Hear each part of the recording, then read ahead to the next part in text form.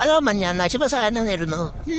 അതെന്തോ അങ്ങനെ വിചാരിച്ചിരിക്കുക ഏതോ ഒന്നാ അത് ഞാനെന്ന മൊന്ന ജിറാഫിന്റെ ഈ റീലും ഫോട്ടോസൊക്കെ കാണുമ്പോഴത്തേക്ക് ഞാൻ ഇറക്കി ഇങ്ങനെ ആരെയും ജിറാഫിന്റെ കാര്യം കഷ്ടം തന്നെ അല്ലേ. ദൈവം എന്തിനാണ് എന്താ ജിറാഫിന് അത്രയും വലിയൊരു കാല് കൊടുത്തത്.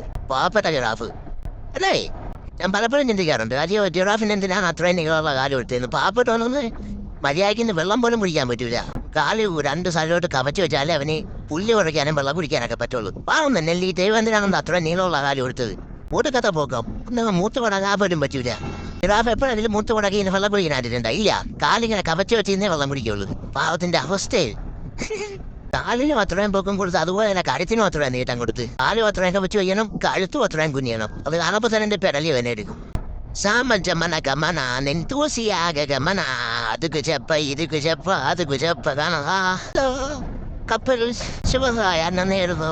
അതോ സൈക്കിൾ അങ്കിൾ ശുഭസായാരണം നേരുന്നു. ഫ്രണ്ടിലൊരു കുട്ട സാധനങ്ങൾ തേനല്ല വൈകുന്നേരം അടിച്ചോണ്ട് പോകാനായിരിക്കും സൈക്കിളിന്റെ ഫ്രണ്ടിലൊരു കുട്ട. ആരായിരിക്കും സൂര്യനെന്ന് വരുത്തത്. അല്ല അപ്പൂപ്പനെ ചെരുപ്പ് എനിക്ക് ഇഷ്ടപ്പെട്ടു. ശുഭസായാരണം നേരുന്നു. നല്ല ചെരുപ്പ്. ഹലോ ശുഭസായനം. ഒരു മനുഷ്യന്റെ പ്രതീക്ഷ സ്റ്റാർട്ട് ചെയ്യുന്നത് സൂര്യോദയത്തിലൂടെയും ആ മനുഷ്യന്റെ പ്രതീക്ഷ എൻഡ് ചെയ്യുന്നത് സൂര്യ അസ്തമയത്തിലൂടെയാണല്ലേ അല്ലേ. എന്തോ എനിക്കിപ്പോ അങ്ങനെ തോന്നിയില്ല അങ്ങ് പറഞ്ഞു കേട്ടാ. എനിക്ക് എന്താന്തോ എനിക്ക് പലതും തന്നു. ഞാൻ പലതും പറയും. ശരിയാണെങ്കിൽ ശരിയാണെന്ന് പറയുക. നീല സ്കൂട്ടി വെള്ളം ഉറപ്പിട്ടോണാങ്കിൽ ശുഭസായനം.